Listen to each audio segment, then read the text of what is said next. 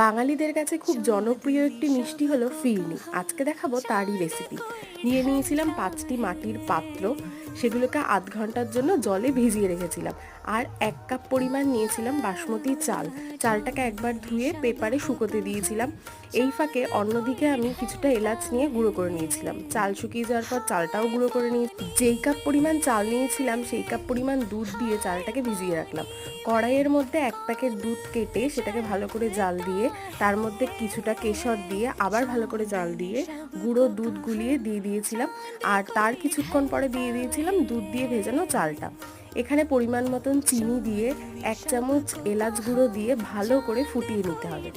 এরপর মিশ্রণটা ঘন হয়ে আসলে মাটির পাত্রে সেটাকে রেখে গার্নিশিংয়ের জন্য একটু বাদাম আর কেশর পেস্তা দিয়ে ফ্রিজে সেট করতে দিতে হবে 2 থেকে 3 ঘন্টা। ব্যাস, তারপরেই রেডি আমাদের ফিরনি। রেসিপিটা কেমন লাগলো অবশ্যই জানিও।